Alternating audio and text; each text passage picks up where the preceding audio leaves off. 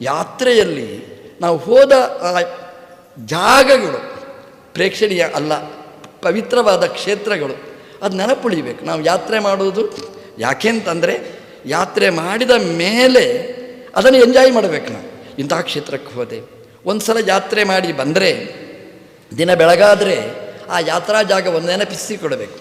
ಮತ್ತೆ ಯಾತ್ರೆ ಮಾಡಿದ ಪುಣ್ಯ ನಮಗಿದೆ. ನಮ್ಮ ಗುರುಗಳು, ಅವರ ತಂದೆ ಕುಪ್ಪಣ್ಣ ತಂತ್ರಿಗಳು ತೀರ್ಥ ಪ್ರಬಂಧ ಅಂತ ವಾದಿರಾಜರು ಮಾಡಿದ ಗ್ರಂಥವನ್ನು ದಿನಾ ಶ್ರದ್ಧೆಯಿಂದ ಪಾರಾಯಣ ಮಾಡ್ತಿದ್ರು. ಯಾಕೆಂತಂದರೆ ಒಂದು ಸಲ ತೀರ್ಥ ಪ್ರಬಂಧ ಪಾರಾಯಣ ಮಾಡಿದರೆ ಇಡೀ ಪೂರ್ವ ಪ್ರಬಂಧ, ದಕ್ಷಿಣ ಪ್ರಬಂಧ, ಪಶ್ಚಿಮ ಪ್ರಬಂಧ, ಉತ್ತರ ಪ್ರಬಂಧ 4 ಪ್ರಬಂಧಗಳನ್ನು ಪಾರಾಯಣ ಮಾಡಿದರೆ ಎಲ್ಲ ತೀರ್ಥ ಕ್ಷೇತ್ರ ಸ್ನಾನ ಮಾಡಿದ ನೋಡಿದ ಪುಣ್ಯ ಅದು ಲಭಿಸ್ತದೆ. ನಮ್ಮ ಸ್ವಾಮಿಗಳು ತೀರ್ಥ ಪ್ರಬಂಧದಲ್ಲಿ ತುಂಬ ಶ್ರದ್ಧೆ. ವಿಜಯದಾಸರ ಕನ್ನಡ ಸುಳಾದಿ ಇದೆ, ತೀರ್ಥಯಾತ್ರಾ ಸುಳಾದಿ ಅಂತಿದೆ, ಅದನ್ನು ಪಾರಾಯಣ ಮಾಡಬಹುದು. ಅಂದರೆ ತೀರ್ಥಯಾತ್ರೆ ಮಾಡಿದರೆ ಏನು ಪುಣ್ಯ, ಆ ಪುಣ್ಯ ಅದನ್ನು ಆ ಸುಳಾದಿಯೋ ತೀರ್ಥ ಪ್ರಬಂಧ ಗ್ರಂಥವೋ ಅಧ್ಯಯನ ಮಾಡಿದರೆ ನಮಗೆ ಆ ಪುಣ್ಯ ಬರ್ತದೆ. ನಮ್ಮದು ಯಾತ್ರೆ ನಡೆದಿದೆ. ದಾಸರು ಹೇಳುತ್ತಾರೆ, ಹಿಂದೆ ಅನೇಕ ಯೋನಿಗಳಲ್ಲಿ ಬಂದು ಬಂದು ನೊಂದೆ. ಎಷ್ಟು ತೀರ್ಥ, ಎಷ್ಟು ಕ್ಷೇತ್ರ, ಎಷ್ಟು ಜಾಗಕ್ಕೆ ಹೋಗಿ ಬಂದಿದ್ದೇವೆ. ಒಂದಲ್ಲ, ಎರಡಲ್ಲ, ಮೂರಲ್ಲ, ನಾಲ್ಕಲ್ಲ, 84 ಲಕ್ಷ ಯೋನಿಯಲ್ಲಿ ನಾ ಬಂದೆ ಅಂತ. ಒಂದಲ್ಲ, ಅಷ್ಟು ಜಾಗದಲ್ಲಿ ತಿರುಗಾಡಿ ತಿರುಗಾಡಿ ತಿರುಗಾಡಿ ತಿರುಗಾಡಿ ಕೊನೆಗೆ ಈ ಮನುಷ್ಯ ವೈಷ್ಣವ ಇಂತಹ ಪುಣ್ಯ ಶರೀರಕ್ಕೆ ನಾವು ಬಂದಿದ್ದೇವೆ. ಇದನ್ನು ನೆನಪಿಸಿಕೊಳ್ಳಿ ಅಂತ ದಾಸರು ಹೇಳ್ತಾರೆ. ಹಿಂದನೇಕ ಯೋನಿಗಳಲ್ಲಿ ಬಂದು ಬಂದು ನಾನು ಈ ಜನ್ಮಕ್ಕೆ ಬಂದಿದ್ದೇನೆ. ಈ ಬಂದರೆ ಅದು ಹೇಗಿರ್ತದೆ? ನಾವು ಹಿಂದೆ ಒಂದು ಯಾತ್ರೆ ಮಾಡಿದ್ದೇವೆ, ಈ ಸಲ ಒಂದು ಸಲ ಯಾತ್ರೆ ಮಾಡ್ತೇವೆ. ಹಿಂದೆ ಮಾಡಿದ ಯಾತ್ರೆಗಿಂತ ಈ ಯಾತ್ರೆ ಗ್ರೇಟ್, ಚೆನ್ನಾಗಿದೆ ಅಂತ ನಾವು ತಿಳ್ಕೊಳ್ಬೇಕು. ನಾವು ಹಿಂದೆ ಒಂದು ಸಲ ಹೋಗಿದ್ದೇವೆ, ಎಲ್ಲಿಯೋ ಹುಟ್ಟಿ ಬಂದಿದ್ದೇವೆ, ಮತ್ತೆ ಇಲ್ಲಿ ಹುಟ್ಟಿ ಬಂದಿದ್ದೇವೆ. ಹೀಗೆ ಅನೇಕ ಯೋನಿಗಳಲ್ಲಿ ಬಂದು ನೊಂದೆ ನಾನು, ಇಂದು ಭವದ ಬಂಧನ ಬಿಡಿಸು ಅಂತ ದಾಸರು ಹೇಳಿದ್ದಾರೆ. ಭವ ಅಂದರೆ ಸಂಸಾರದ ಬಂಧನ ಬಿಡಿಸು. ದಾಸರು ಹೇಳುವಾಗ ನಾನು ಅಂತ ಈ ಶಬ್ದ ಹೇಳಲಿಕ್ಕೆ ಮರ್ತಿಲ್ಲ. ಇಲ್ಲಿ ಹಿಂದನೇಕ ಯೋನಿಗಳಲ್ಲಿ ಬಂದು ಬಂದು ನೊಂದೆ ನಾನು, ನಾನು ಅಂತ ಶಬ್ದವನ್ನು ಬಳಸಿದ್ದಾರೆ. ಕನಕದಾಸರನ್ನು ಯಮದೇವರ ಅವತಾರ ಅಂತ ಈ ಪರಂಪರೆಯಲ್ಲಿ ನಾವು ಚಿಂತನೆ ಮಾಡುವ ಸಂಪ್ರದಾಯ. ಯಮ ಅವತಾರ ಅಂತಾದರೆ ಹಿಂದೆ ಅನೇಕ ಯೋನಿಗಳಲ್ಲಿ ಅಂತಂದರೆ ನಮಗೆ ಮಹಾಭಾರತ ಓದುವಾಗ ಗೊತ್ತಾಗುವಂಥದ್ದು 2 ಪ್ರಸಿದ್ಧವಾದ ಅವತಾರಗಳು. ಒಂದು ಧರ್ಮರಾಜನ ಅವತಾರ, ಇನ್ನೊಂದು ವಿದುರನ ಅವತಾರ. ಹಿಂದೆ ಅನೇಕ ಯೋನಿಗಳಲ್ಲಿ, ಸದ್ಯಕ್ಕಂತೂ ಅನೇಕ ಅಂತಂದರೆ ಏಕಭಿನ್ನಂ ಅನೇಕಂ, 2 ಅಂತೂ ನಮಗೆ ಸಿಗ್ತದೆ. ಅವರಿಗೂ ಗೊತ್ತು, ಎಷ್ಟು ಅವರ ಹತ್ರನೇ ಕೇಳಬೇಕು. ಹಿಂದೆ ಅನೇಕ ಯೋನಿಗಳಲ್ಲಿ ನಾನು ಬಂದೆ, ಧರ್ಮರಾಜನಾಗಿ ಬಂದೆ, ವಿದುರನಾಗಿ ಬಂದೆ, ಇವತ್ತು ಕನಕನಾಗಿ ನಾನು ಬಂದಿದ್ದೇನೆ. ಹಿಂದೆ ಅನೇಕ ಯೋನಿಗಳಲ್ಲಿ ಬಂದು ಬಂದು ಧರ್ಮರಾಜನಾಗಿ ಬಂದು, ವಿದುರನಾಗಿ ಬಂದು, ನೊಂದು ನೊಂದು ಈ ಕುರುಬರ ಜಾತಿಯಲ್ಲಿ, ಆದರೆ ಭಗವಂತನ ಅನುಗ್ರಹಕ್ಕೆ ಕಾರಣವಾದ, ಭಗವಂತನಿಗೆ ಹತ್ತಿರವಾದ ಯೋನಿಯಲ್ಲಿ ಬಂದು ನಾನು ಇದ್ದೇನೆ ಅಂತ ದಾಸರು ಹೇಳ್ತಾರೆ. ನೊಂದು ಅಂತ ಬಂದು ಬಂದು ನೊಂದೆ ನಾನು ಅಂತ. ಧರ್ಮರಾಜನಾಗಿದ್ದಾಗಲೂ ಎಷ್ಟು ನೊಂದಿದ್ದೇನೆ, ವಿದುರನಾಗಿದ್ದಾಗಲೂ ಕೂಡ ಎಷ್ಟು ನೊಂದಿದ್ದೇನೆ ಅಂತ. ಒಂದು ರೀತಿ ಡಬಲ್ ಆ್ಯಕ್ಷನ್, ಏಕಕಾಲದಲ್ಲಿ 2 ರೂಪ. ಯಮನದ್ದೇ ಧರ್ಮರಾಜ, ಯಮನೇ ವಿದುರನಾಗಿ. ಆದರೆ ಆ ಜೀವನ ಪದ್ಧತಿ ಮಾತ್ರ ತುಂಬ ವಿರುದ್ಧ. ಧರ್ಮರಾಜನದ್ದು ದಾಕ್ಷಿಣ್ಯ ಧರ್ಮ, ವಿದುರನದ್ದು ನಿಷ್ಠುರ ಧರ್ಮ ಅಂತ 2 ಯೋನಿಗಳಲ್ಲಿ ಬಂದೆ. ಧರ್ಮರಾಜನಾಗಿ ಬಂದಾಗ ನೊಂದು ನೊಂದು ಎಷ್ಟು ನೋವು ಅನುಭವಿಸಿದ್ದು. ಹುಟ್ಟಿದ್ದು ಪಾಂಡಕೇಶ್ವರದಲ್ಲಿ. ಊರಿಗೆ ಬಂದರೆ ಅಪ್ಪ ಸತ್ತಾಗ ಅಲ್ಲಿ ಅಯ್ಯೋ ಅಪ್ಪ ಇಲ್ಲದೆ ಹುಟ್ಟಿದವರು ಎಂತಹ ಮುದರಿಕೆಯ ಮಾತುಗಳು. ನೊಂದು ನೊಂದು ಕೊನೇ ತನಕನೂ ಕೂಡ ಅರಣ್ಯವಾಸ, ಅಲ್ಲಿ ದ್ಯೂತ, ಆ ದ್ಯೂತದಲ್ಲಿ ಎಲ್ಲವನ್ನೂ ಕಳ್ಕೊಂಡದ್ದು. ಕಳ್ಕೊಳ್ಳುವುದು ಅಷ್ಟೇ ಅಲ್ಲ, ಅವನಿಗೇ ಸಂಕೋಚ ಆಗುವಷ್ಟರ ಮಟ್ಟಿಗೆ ತನ್ನ ತಮ್ಮಂದಿರ ಮೂಲಕ ಸಂಪಾದನೆ ಆದ ಎಲ್ಲ ಆಸ್ತಿ ಪಾಸ್ತಿ ಎಲ್ಲ ಕಳ್ಕೊಂಡ. ತನ್ನ ಮಡದಿಯನ್ನೂ ಕೂಡ ಪಣಕ್ಕಿಟ್ಟ. ಆವಾಗ ಅರ್ಜುನ ಆಡುವ ಮಾತು, ಭೀಮಸೇನ ದೇವರು ಆಡುವ ಮಾತು, ನೊಂದು ಮಹಾಭಾರತ ನೋಡಬೇಕು, ಧರ್ಮರಾಜನ ಸ್ಥಿತಿ ಹೇಗಿರಬೇಕು ಅಂತ. ಭೀಮಸೇನ ದೇವರು ಹೇಳ್ತಾರೆ, ಆ ದುರ್ಯೋಧನ ದುಶ್ಯಾಸನರ ಒರಟು ಮಾತು ಹೇಳಿದಾಗ, ದಕ್ಷಿಣೀಯೌಹಿ ತೇ ಭುಜೌ, ತುಂಬಿದ ಸಭೆಯಲ್ಲಿ ಧರ್ಮರಾಜ ಅವನ ಕೈಗಳನ್ನು ಸುಡಬೇಕು ಅಂತ ಹೇಳ್ತಾರೆ. ಎಷ್ಟು ನೋವಾಗಿರ್ಬೋದು ನೋಡಿ. ನಮಗೆ ಸುಡುವುದಕ್ಕಿಂತ ಸುಡಬೇಕು ಅಂತ ಹೇಳಿದರೆ ಎಷ್ಟು ನೋವಾಗಿರಬೇಕು. ನೊಂದು ಅಲ್ಲಿ ಅರಣ್ಯಕ್ಕೆ ಹೋದರೆ ಅಲ್ಲಿ ಭೀಮಸೇನ ಹೆಂಡತಿ ದ್ರೌಪದಿ ಎಲ್ಲ ಏನು ಉಪದೇಶ, ನೀನು ತಪ್ಪು ಮಾಡಿದ್ದಿ, ಉಪದೇಶ ಯಾವಾಗ ಮಾಡೋದು? ದಾರಿ ತಪ್ಪಿದಾಗ ನೊಂದು ಅಲ್ವಾ. ಚಿಕ್ಕವರು ಮಾಡುವ ಉಪದೇಶ ಎಷ್ಟು ಕಷ್ಟ ನಮಗೆ ತಡ್ಕೊಳ್ಳಿ. ದೊಡ್ಡವರು ಚಿಕ್ಕವರಿಗೆ ಮಾಡಬೇಕು ಸರಿ, ಆದರೆ ಚಿಕ್ಕವರು ದೊಡ್ಡವರಿಗೆ ಉಪದೇಶ ಮಾಡಿದರೆ ಅದನ್ನು ಕೇಳುವ ದುರ್ಯೋಗ ಅಲ್ವ, ಸ್ವರೂಪ ಯೋಗ್ಯತೆಯಲ್ಲಿ ಅಲ್ಲ. ಅಂತೂ ವಯಸ್ಸಿನಲ್ಲಿ ಚಿಕ್ಕವರು ದೊಡ್ಡವರಿಗೆ ಮಾಡುವ ಉಪದೇಶ, ಅದು ಹೆಣ್ಮಕ್ಕಳು ಗಂಡನಿಗೆ ಮಾಡುವ ಉಪದೇಶ. ನೊಂದು ಧರ್ಮರಾಜನಿಗೆ ಎಷ್ಟು ನೋವಾಗಿರಬೇಕು. ಆ ಯುದ್ಧದಲ್ಲಿಯೂ ಕೂಡ ಮತ್ತೆ ಮಿನಿ ಯುದ್ಧ, ಕುರುಕ್ಷೇತ್ರದಲ್ಲಿ ಮಹಾಭಾರತ ಯುದ್ಧ. ಆ ಮಹಾಭಾರತ ದುರ್ಯೋಧನಾದಿಗಳಿಗೆ ಧರ್ಮರಾಜಾದಿಗಳಿಗೆ, ಅದರ ಮಧ್ಯದಲ್ಲಿ ಟೆಂಟಿಗೆ ಹೋದರೆ ಅರ್ಜುನನಿಗೂ ಧರ್ಮರಾಜನಿಗೂ ಯುದ್ಧ. ಅರ್ಜುನ ಕೊಲ್ತೇನೆ ಅಂತ ಬರುವುದು, ನಮ್ಮ ದೇವರು ಪಾರು ಮಾಡಿದ್ದು ಬೇರೆ. ನೊಂದು ಇಡೀ ನಮ್ಮ ಧರ್ಮರಾಜನ ಜೀವನ ನೋಡಿದರೆ ನೊಂದು ಅದನ್ನು ಹೇಳ್ತಾರೆ ಕನಕದಾಸರು. ವಿದುರ ಅವನು ಹುಟ್ಟಿನಿಂದ ಬಹಿಷ್ಕೃತನಾಗಿ ಬಿಡ್ತಾನೆ. ಎಲ್ಲಿ ಪಾಠಶಾಲೆಯಲ್ಲಿ ಪ್ರವೇಶ ಇಲ್ಲ, ಆದರೆ ಅವನಷ್ಟು ಜ್ಞಾನ ಯಾರಿಗೂ ಇಲ್ಲ.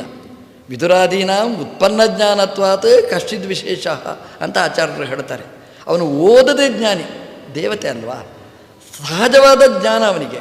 ಆದರೆ ಯಾವ ಪಾಠಶಾಲೆಯಲ್ಲಿ ಪ್ರವೇಶ ಇಲ್ಲ, ಯಾಕೆ ಅಂತಂದರೆ ಜಾತಿ ಬಾಹಿರ, ಹಾಗಾಗಿ ಅವನಿಗೆ ಅಲ್ಲಿ ಪ್ರವೇಶ ಇಲ್ಲ. ಆ ರಾಜರ ಸ್ಥಾನದಲ್ಲಿ ಕೂಡಲಿಕ್ಕಿಲ್ಲ. ಈಚೆಗಡೆಯಿಂದ ಧೃತರಾಷ್ಟ್ರನ ತಮ್ಮನಾಗಿ ಮಂತ್ರಿಯಾಗಿರ್ತಾನೆ. ಪಾಂಡವರಿಗಾಗುವ ವೇದನೆ ಎಲ್ಲ ಅವನಿಗೇನೇ ಆಗುವ ವೇದನೆ. ಅದನ್ನು ನೇರ ಹೇಳಿದರೆ ದುರ್ಯೋಧನ ಬಹಿಷ್ಕಾರ ಆಗ್ತಾನೆ. ಇದೆಲ್ಲ ವಿದುರನಿಗಾದ ನೋವುಗಳು. ಕೊನೆಗೆ ಏನೂ ಬೇಡ ಅಂತ ಆ ಬಿಲ್ಲನ್ನು ತುಂಡು ಮಾಡಿ ತೀರ್ಥಯಾತ್ರೆಗೆ ಅಂತ ಹೋಗ್ತಾನೆ. ನೊಂದು ತೀರ್ಥಯಾತ್ರೆಗೆ ಯಾವಾಗ ಹೋಗುದು ಹೇಳಿ? ಮನೆಯಲ್ಲೆಲ್ಲ ಸೌಕರ್ಯ ಇದ್ದಾಗ, ರೀ ಮನೆ ಬಿಟ್ಟು ಹೋದ್ರಿ, ಯಾಕ್ರಿ ಏನಾಯ್ತು ರೀ ಕೇಳೋದಿಲ್ವಾ? ನೊಂದು ಅಲ್ಲ ಹೋಗೋದು. ಹಾಗೆ ತೀರ್ಥಯಾತ್ರೆಗೆ ಹೋದ, ವಾಪಸ್ ಬಾರದೇ ಇದ್ದಾಗೆ ಹೋದ ಅಂದರೆ ನೊಂದು. ಅದನ್ನು ಕನಕದಾಸರು ಹೇಳ್ತಾರೆ, ಹಿಂದೆ ಅನೇಕ ಯೋನಿಗಳಲ್ಲಿ, ಒಂದಲ್ಲ ಎರಡು ಯೋನಿಗಳಲ್ಲಿ ಬಂದು ನೊಂದು ಎಷ್ಟು ಕಷ್ಟ ಆಗಿರಬೇಕು ಅವರಿಗೆ. ಇಂದು ಎನ್ನ ಭವದ ಬಂಧ ಬಿಡಿಸು ವಿಷ್ಣುವೇ, ತಂದೆ ಗೋವಿಂದ. ಇಂದು ಸಾಕಾಯಿತು, ವೇದನೆ ಅನುಭವಿಸಿ ಸಾಕಾಯಿತು, ಭವದ ಬಂಧನ ಬಿಡಿಸು ಅಂತ ದಾಸರು ಗೋವಿಂದನಲ್ಲಿ ಪ್ರಾರ್ಥನೆ ಮಾಡಿದ್ದಾರೆ. ನಮ್ಮದು ಹಾಗೇನೆ ನೋಡಿ. ತೀರ್ಥಯಾತ್ರೆಗೆ ಹೋಗಿ ಬಂದ ಮೇಲೆ ಯಾತ್ರಾ ಜಾಗ ಮರ್ತು ಹೋದರೆ ಹೇಗೆ, ನಮ್ಮದು ಹಾಗೆ. ಕನಕದಾಸರಿಗೆ ಎಲ್ಲ ನೆನಪಿದೆ, ನಮಗೆ ನೆನಪಿಲ್ಲ. ಎಲ್ಲೆಲ್ಲಿ ಹೋಗಿ ಬಂದಿದ್ದೇವೆ ನಮಗೆ ನೆನಪೇ ಇಲ್ಲ. ನಾವು ಆರಾಮವಾಗಿರ್ತೇವೆ. ಎಷ್ಟು ಆರಾಮವಾಗಿದ್ದೇವೆ ಅಂತಂದರೆ, ಸತ್ಯ ಹೇಳಬೇಕು ಅಂತಂದರೆ, ನಾನು ನನ್ನ ಅಮ್ಮನ ಹೊಟ್ಟೆಯಿಂದ ಬಂದಿದ್ದೇನೆ ಅಂತ ಒಪ್ಪಲಿಕ್ಕೆ ತಯಾರಿಲ್ಲ. ನಾನು ಅಯೋನಿಜ ಅಂತಲೇ ಹೇಳುವವ ನಾನು. ಯಾಕೆ ನನಗೆ ಗೊತ್ತಿಲ್ಲ, ನಮ್ಮ ಅಜ್ಞಾನವೇ ನಮಗೆ ಬಂಡವಾಳ. ಹಾಗಾಗಿ ಅಮ್ಮನ ಹೊಟ್ಟೆಯಿಂದ ಬಂದಿದ್ದೇವೆ ಅನ್ನೋದೇ ನಮಗೆ ಗೊತ್ತಿಲ್ಲ ಅಂತ ಅಂದ ಮೇಲೆ ಅನೇಕ ಯೋನಿಯಲ್ಲಿಂದ ಮತ್ತೆ ಬೇರೆ ಬೇರೆ ಜನ್ಮದಲ್ಲಿ ಹುಟ್ಟಿ ಬಂದಿದ್ದೇವೆ ಅನ್ನೋದನ್ನು ಒಪ್ಪಿಕೊಳ್ಳೋದಾದರೂ ಹೇಗೆ? ಹಿಂದೆ ಅನೇಕ ಯೋನಿಗಳಲ್ಲಿ ಅನೇಕ ಜಾತಿಯಲ್ಲಿ ನಾಯಿಯಾಗಿಯೋ ಕತ್ತೆಯಾಗಿಯೋ ಎಲ್ಲಿ ಹುಟ್ಟಿದ್ದೇವೆ, ಮನುಷ್ಯನಾಗಿ ಹುಟ್ಟಿದ್ದೇ ನೆನಪಿಲ್ಲ. ಅಲ್ಲ, ನಿನ್ನೆದ್ದೇ ಇವತ್ತು ನಮಗೆ ನೆನಪಿಲ್ಲ. ಅನೇಕ ಯೋನಿಗಳಲ್ಲಿ ಹುಟ್ಟಿ ಬಂದೆ ಅನ್ನೋದು ನೆನಪು ಎಲ್ಲಿದೆ? ನೊಂದೆ ನಮಗೆ ಹೇಳಲಿಕ್ಕೆ ಆಗೋದೇ ಇಲ್ಲ. ನಮಗೆ ನಿನ್ನೆದ್ದು ಸ್ವಲ್ಪ ನೆನಪಾದರೆ ನೊಂದೆ. ಯಾರಿಗಾದರೂ ಸಾಲ ಕೊಟ್ಟಿದ್ದರೆ ಅವನು ಬಂದರೆ ಅಯ್ಯೋ ನೊಂದೆ. ಅಥವಾ ಕಾಯಿಲೆ ಏನಾದರೂ ಬಂದರೆ ಅದು ಬಂದಾಗ ಡಾಕ್ಟ್ರು ಬಂದಾಗ ನೊಂದೆ ಅಂತ ಹೇಳೋದು ಅಷ್ಟೇ ಹೊರತು ಜನ್ಮಾಂತರದ ನೋವು ವೇದನೆ ಯಾವುದೂ ನಮಗೆ ನೆನಪಿಲ್ಲ. ಇಂದು ಅಂತ ನಮಗೆ ಹೇಳಲಿಕ್ಕೆ ರೈಟೇ ಇಲ್ಲ. ಕನಕದಾಸರಿಗೆ ಹಿಂದಿನ ಜನ್ಮದ ನೋವೆಲ್ಲ ಅನುಭವ ಇದೆ, ಸಾಕಿ ಸಂಸಾರ ಅಂತ ವೈರಾಗ್ಯ ಇದೆ. ನಮಗೆ ಆ ವೈರಾಗ್ಯ ಇಲ್ಲ. ಇನ್ನೂ ಒಂದು 10 ಜನ್ಮ ಹುಟ್ಟಿದರೆ ಆಗ್ಬೋದು ಅಂತಿದೆ. ಅದಕ್ಕಿಂತ ಇನ್ನೂ ಒಂದು 100 ವರ್ಷ ಆಯುಷ್ಯ ಕೊಟ್ಟರೆ ಬದುಕೋಣ ಅಂತಿದೆ. ಏನು ಮಾಡೋದು ಅಂತ ಗೊತ್ತಿಲ್ಲ ನಮಗೆ, ಬದುಕೋಣ ಅಂತ. ನಮ್ಮ ಕಾಲು, ನಮ್ಮ ಕೈ, ನಮ್ಮ ದೇಹ ನಮಗೇ ಭಾರ ಆಗಿರ್ತದೆ. ಆದರೂ ಒಂದು ಆಯುಷ್ಯ ಕೊಡು, ಇದು ನಮ್ಮ ಸ್ಥಿತಿ. ದಾಸರಿದನ್ನು ನೆನಪಿಸಿದ್ದಾರೆ. ಇಂದು ಎನಗೆ ಇಂದು ಭವದ ಬಂಧ ಬಿಡಿಸು, ಇಂದು ಭವದ ಬಂಧನ ಬಿಡಿಸು ಅಂತ ಪ್ರಾರ್ಥನೆ ಮಾಡಿದ್ದಾರೆ. ಇದು ಹಿಂದೆ ಮುಂದೆ ನೋಡಿದರೆ ಅನ್ವಯನೇ ಆಗೋಲ್ಲ. ಹಿಂದೆ ಏನು ಹೇಳಿದರು? ಹಿಂದೆ ಅನೇಕ ಯೋನಿಗಳಲ್ಲಿ ಬಂದು ನೊಂದೇ ನಾನು. ಸರಿ ಆಯಿತು. ಹಿಂದೆ ಅನೇಕ ಯೋನಿಗಳಲ್ಲಿ ಬಂಧನದಿಂದ ಬಿಡುಗಡೆ ಮಾಡಬೇಕು. ಒಬ್ಬ ಕಳ್ಳ ಬರ್ತಾನೆ. ಕಳ್ಳ ಪೊಲೀಸ್ ಸ್ಟೇಷನ್ಗೆ ಬಂದಿದ್ದಾನೆ. ಬಂದಾಗ ನಾನು ಎಷ್ಟು ಕಷ್ಟ ಅನುಭವಿಸಿದ್ದೇನೆ, ನಮ್ಮನ್ನು ಬಿಟ್ಟುಬಿಡಿ ಅಂತಂದರೆ, ತುಂಬ ಸಲ ಬಿಟ್ಟಿದ್ದೀರಿ, ಈ ಸಲ ಬಿಡಿ ಅಂದರೆ ಅವ್ರು ಹೇಳ್ತಾರೆ ಹಿಂದೆ ಹೇಗೆ ಕಟ್ಟಿ ಹಾಕಿದ್ದೇವೆ, ಇವತ್ತು ನಿನ್ನ ಕಟ್ಟಿ ಹಾಕುವುದು ಅಂತಲೇ ಹೇಳ್ತಾರೆ. ಹಿಂದೆ ಅನೇಕ ಯೋನಿಗಳಲ್ಲಿ ಬಂದು ನೊಂದು ಆಯಿತು, ನೀನು ನೊಂದಿದ್ದಿ, ಇಂದು ಎನ್ನ ಭವದ ಬಂದ ಬಿಡಿಸೋ ಅಂತಂದರೆ ಇವತ್ತು ಯಾಕೆ ಬಿಡಿಸಬೇಕು? ಹಿಂದೆ ಹೇಗೆ ಬಿಡಿಸಲಿಲ್ಲ, ಇವತ್ತೂ ಬಿಡಿಸಲಿಕ್ಕೆ ಸಾಧ್ಯ ಇಲ್ಲ. ಹಿಂದೆ ನೊಂದಿದ್ದೇನೆ, ಆದ್ದರಿಂದ ಇವತ್ತು ಬಿಡಿಸುವುದು ಕಾರಣ ಆಗುತ್ತಾ? ಭವದ ನಮ್ಮ ಅಪರಾಧ ಪರಿಹಾರ ಆಗಬೇಕು ಹೊರತು ಭವದ ಬಂಧನ ಬಿಡಿಸಲಿಕ್ಕೆ ಇದು ಏನು ಕಾರಣ ಹೇಳ್ತಾರೆ ದಾಸರು? ಅದು ಕಾರಣ ಹೇಳಿದಾಗಿದೆ. ಹಿಂದೆ ಅನೇಕ ಯೋನಿಗಳಲ್ಲಿ ಬಂದು ನೊಂದು ಇಂದು ಎನ್ನ ಭವದ ಬಂಧ ಬಿಡಿಸು. ಇವತ್ತು ನನ್ನ ಬಂಧನ ಬಿಡಿಸಲಿಕ್ಕೆ ಅನೇಕ ಯೋನಿಗಳಲ್ಲಿ ನೋವಾದದ್ದು ಅದು ಹೇಗೆ ಕಾರಣ? ಆ ಕಾರಣ ಹೇಗೆ ಅಂತ ನಾವು ಚಿಂತನೆ ಮಾಡಬೇಕಾದ್ದು. ದಾಸರು ತುಂಬ ರೋಚಕವಾಗಿ ಹೇಳಿದ್ದಾರೆ ನೋಡಿ. ನಮಗೆ ಬಂಧನದಿಂದ ಬಿಡುಗಡೆ ಆಗಬೇಕಾದರೆ ಏನು ಬೇಕು? 2 ಜ್ಞಾನ ಮುಖ್ಯವಾಗಿ ಬೇಕಾದ್ದು. ಒಂದು ಭೇದಜ್ಞಾನ. ನಾವು ಜಡ ಮತ್ತು ನಾವು ಒಂದು ಅಂತ ತಿಳ್ಕೊಂಡಿದ್ದೇವೆ. ಆ ಭೇದಜ್ಞಾನ ಅದು ಮೋಕ್ಷಕ್ಕೆ ಕಾರಣ. ಆಚಾರ್ಯರು ಗ್ರಂಥದಲ್ಲಿ ಉದ್ದಗಲಕ್ಕೆ ಹೇಳ್ತಾರೆ, ಇದು ಬೇಸಿಕ್ ನಾಲೆಡ್ಜ್. ಭೇದಜ್ಞಾನ, ಜಡ ಮತ್ತು ಚೇತನ 2 ಬೇರೆ ಬೇರೆ. ನಮಗೆ ಆ ಜ್ಞಾನ ಇಲ್ಲ. ನಾನು ಅಂದರೆ ಈ ಶರೀರ ಏನಿದೆ ಇದೇ ನಾನು ಅಂತ ತಿಳ್ಕೊಳ್ಬೋದು. ಈ ವೇದಾಂತ ಅರ್ಥ ಆಗಬೇಕಾದ್ರೆ ಈ ಜ್ಞಾನ ಬರಬೇಕು. ಶರೀರ ಬೇರೆ, ನಾನು ಬೇರೆ, ಈ ಭೇದಜ್ಞಾನ ಇರಬೇಕು. ದದಿತಿ ಋಷಿಗಳ ಹತ್ರ ಇಂದ್ರ ಬರ್ತಾನೆ. ವೃತ್ರಾಸುರ ಸಂಹಾರ ಆಗಬೇಕು, ನಾನೇನು ಮಾಡಬೇಕು ಅಂತ ದದಿತಿ ಋಷಿಗಳು ಹೇಳ್ತಾರೆ. ನಿಮ್ಮ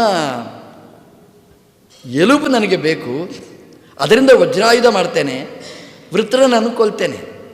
ದದಿತಿ ಋಷಿಗಳು ಕೇಳ್ತಾರೆ, ನನ್ನ ಎಲುಬಾಯಿತು, ಅದರಿಂದ ವಜ್ರಾಯುಧ ಮಾಡ್ತಿ, ಅದರಿಂದ ವೃತ್ರ ಸತ್ತ, ಅದರಿಂದೇನು? ನನ್ನ ಸೀಟ್ ಪರ್ಮನೆಂಟ್ ಆಗುತ್ತೆ ಅಂತ ಹೇಳಿದ ಇಂದ್ರ. ಅಯ್ಯೋ, ನಿಮ್ಮ ಸೀಟ್ ಪರ್ಮನೆಂಟ್ ಆಗಬೇಕು ಅಂತ ನಾನು ಸಾಯ್ಬೇಕಾ ಅಂತ ದದಿತಿ ಋಷಿಗಳು ಕೇಳ್ತಾರೆ. ನನ್ನ ಎಲುಬಿನಿಂದ ನಿನ್ನ ಜಾಗ ಭದ್ರತಾ.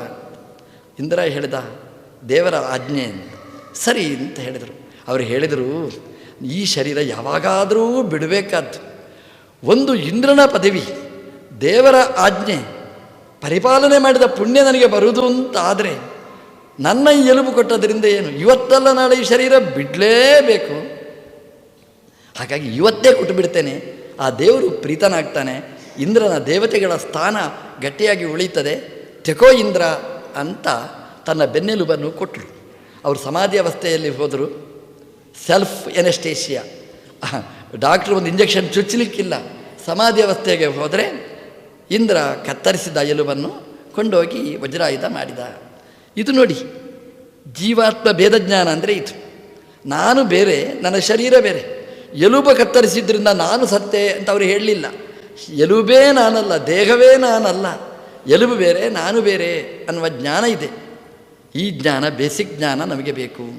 ಶರೀರ ಸತ್ತರೆ ನಾನು ಸತ್ತೆ ಅಂತ ಹೇಳೋದಲ್ಲ. ಈ ಭೇದಜ್ಞಾನ ಬೇಕು. ಶರೀರ ಬೇರೆ, ನಾನು ಬೇರೆ ಆ ಭೇದ ಜ್ಞಾನ ಇರಬೇಕು. ಎಲ್ರಿಗಿಂತ ಭಿನ್ನನಾದವ ದೇವರು ಅನ್ನುವಂತಹ ಜ್ಞಾನ ಬೇಕು. ಇದು ಬಹಳ ಮುಖ್ಯವಾದ ಎರಡು ಜ್ಞಾನಗಳು ಮೋಕ್ಷಕ್ಕೆ ಕಾರಣವತ್ತು.